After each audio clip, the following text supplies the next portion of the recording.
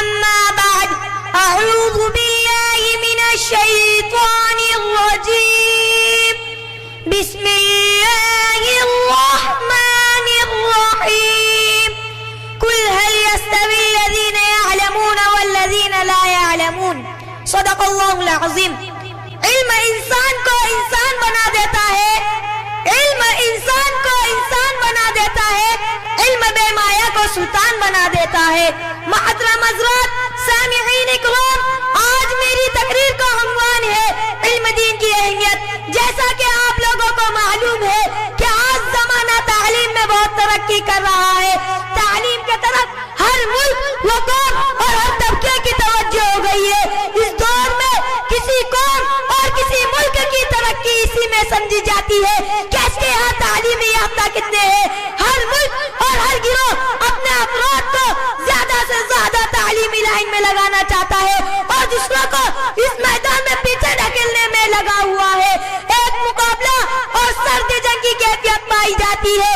موجودہ دور میں اس بات کی بڑی ضرورت ہے کہ بتایا جائے کہ اسلام میں علم اور طلب علم کی کیا اہمیت ہے. سب سے پہلی صورت جو حضرت صلی اللہ علیہ وسلم پر نازل ہوئی، اس میں اللہ تعالیٰ نے انسانوں کو اپنا یہ احسان یاد دلایا کہ اللہ وہی ہے جس نے انسانوں کو علم اور تعلیم کے زیور سے آراستہ کیا. ارشاد ہوتا ہے علم الانسان ما لم یعلم، سکھایا اس نے انسان کو وہ جو نہیں جانتا تھا. قرآن نے جاننے والوں اور نہ جاننے والوں کو ایک فہرست میں نہیں رکھا. هل يستوي الذين يعلمون والذين لا يعلمون، کیا وہ لوگ جو جانتے ہیں اور وہ لوگ جو نہیں جانتے برابر ہو سکتے ہیں؟ تحصیل علم کی اسلام میں اس قدر اہمیت ہے، اس کا اندازہ اس بات سے بخوبی ہو جاتا ہے کہ ایک جگہ کے خوب کہا گیا ہے اطلب العلم ولو بالصین، علم حاصل کرو اگرچہ اس کے لیے چین کا سفر کیوں نہ کرنا پڑے. چین کے سفر کا مطلب یہ ہے کہ علم کے حصول میں پوری جدوجہد کوشش صرف کر دو. تحصیل علم کے غرض سے اگر دور دراز کا سفر کرنا پڑے تو بھی پیچھے نہ ہٹو. علم کی راہ میں تکلیفوں، پریشانیوں اور مصائب سے نہ گھبراؤ. دوسری حدیث میں ہے اطلب العلم من المہدی الی اللحد، مہدی سے لحد تک علم حاصل کرتے رہو.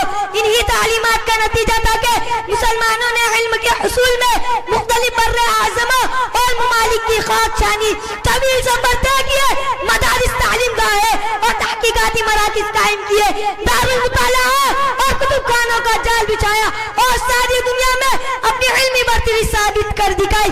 اسلامی سارے علوم و فنون کو سیکھنے اور حاصل کرنے کی اجازت دیتا ہے جس میں انسانی بھلائی اور انسانی معاشرے کی فوز و فلاح مد نظر ہو. ساتھ ہی وہ علم و فن اسلامی اصول و قوانین سے متصادم نہ ہو. لیکن ان سارے علوم و فنون کے مقابلے میں اسلام نے دینی تعلیم کو سب سے اہم اور سب سے بڑا فریضہ قرار دیا ہے.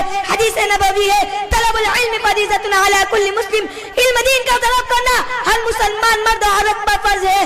علماء امت نے ان فرضیت کا مطلب یہ بتایا ہے کہ دین کی ان باتوں کا علم ہر مسلمان مرد و عورت پر فرض ہے جن کی عام طور سے ضرورت پڑتی ہے اور جن کے بغیر دینی احکام پر صحیح طور پر عمل نہیں کیا جا سکتا. محترم حضرات، آئیے اس سوال پر غور کریں کہ اسلام علم دین کی تحصیل ہر مسلمان مرد و عورت پر فرض کیوں قرار دیتا ہے. یہ بات سبھی جانتے ہیں کہ اسلام کسی خاندان، قبیلے اور برادری کا نام نہیں ہے کہ جو بھی اس خاندان میں پیدا ہو وہ خود بخود مسلمان ہو اور مسلمان بننے کے لیے اس کو کچھ کرنا نہ پڑے. اسلام ایک مکمل دین، مستقل تہذیب اور مستقل تحریک کا نام ہے جس کے احکام وہ اصول پر چلنے والا ہی دائرہ اسلام میں رہ سکے گا، ورنہ نہیں. ظاہر ہے کہ مسلمان بننے کے لیے ہمیں ان قوانین سے باخبر ہونا ضروری ہے جن پر عمل پیرا ہونے کے بعد ایک شخص مسلمان کہلاتا ہے. یہی وہ ضرورت ہے جو علم دین کی تحصیل کی طرف ہمیں متوجہ کرتی ہے. اگر آپ غور سے دنیا کو دیکھیں اور اس کے تاریخ پر نگاہ ڈالیں تو اندازہ ہوگا کہ دنیا کے اندر ہر زمانے میں دو طرح کی طاقتیں کار فرما رہی ہے، رحمانی طاقت اور شیطانی طاقت. رحمانی طاقت انسان کو ہدایت عطا کرتی ہے، گمراہی و ضلالت کے تباہ کن بھور سے نکال کر کامیابی و کامیابی کی منزل تک پہنچاتی ہے، اور شیطانی طاقت انسان کو غلط راضی کا شکار بناتی ہے، اسے گمراہی کی راہ پر ڈال دیتی ہے. اس بات کا پتہ لگانے کے لیے کہ کون سی طاقت ہماری ہماری خیر خواہ ہے، کون بدخواہ، کون صحیح رہنمائی کرتی ہے اور کون غلط. ہمارے لیے ضروری ہے کہ ہم دین کی تعلیم حاصل کریں. علم دین کے بغیر ان دونوں طاقتوں میں امتیاز مشکل ہی نہیں بلکہ ناممکن ہے. علم دین حاصل کرنے کے حدیث میں بہت فضیلت آئی ہے. حضور صلی اللہ علیہ وسلم نے فرمایا علم دین حاصل کرنے کے حدیث میں بہت فضیلت آئی ہے. حضور صلی اللہ علیہ وسلم نے فرمایا جو شخص علم دین حاصل کرنے کے لیے اپنے گھر سے نکلا جب تک وہ واپس نہیں آتا اس کو اتنا ہی ثواب ملتا ہے جتنا اللہ کی راہ میں جہاد کرنے والے کو. یہ بات بھی ظاہر ہے کہ علم دین کا نہ جاننے والا ہمیشہ خطرے میں رہتا ہے. اس کو ہر وقت اس کا خطرہ لاحق ہو سکتا ہے کہ فلاں کام میں جائز وہ ناجائز حدود کیا ہے اور غلط وہ صحیح طریقہ کیا ہے. جبکہ اس کے برخلاف علم دین سے واقفیت رکھنے والا اس قسم کی خطرات سے بہت کم دوچار ہوتا ہے کیونکہ شریعت کے حکموں سے واقف ہوتا ہے. علماء کی خوبی یہ بیان کی گئی ہے کہ وہ خدا سے ڈرنے والے ہوتے ہیں. انما یخشی اللہ من عبادہ العلماء. اللہ کے بندوں میں علماء سب سے زیادہ اللہ سے ڈرتے ہیں. ہمارے اسلاف نے علم دین حاصل کرنے میں بڑے ذوق و رغبت کا اظہار کیا. اس کی خاطر بڑی تکلیفیں برداشت کی، دور دراز کے سفر طے کیے، خطرناک راستوں سے گزرے، غربت و مسافرت کی زندگی اختیار کی اور اپنی علمی پیاس بجھانے کے لیے در در کے ٹھوکریں کھائی، مصائب برداشت کیے. مسلمانوں کے علمی کارنامے بے مثال ہے مگر افسوس کہ آج مسلمانوں میں وہ علمی ذوق باقی نہ رہا جو ہمارے اسلاف میں تھا. وہ علمی ولولہ اب سرد پڑ چکا ہے جس نے ساری دنیا کو مسلمانوں کے آنگے ذہن میں ادب طے کرنے پر مجبور کر دیا تھا. وہ علمی ولولے مان پڑ گئے جن کے ذریعے ہمارے اسلاف دنیا میں چمکے اور دنیا میں نام پیدا کیا. ہمیں چاہیے کہ ہمارے اسلاف کا علم ذوق اپنے اندر پیدا کرے تاکہ ہمارا کھویا ہوا وقار واپس مل سکے. بس آخر میں اپنے ان اشعار پر اپنی تقریر ختم کرتا ہوں.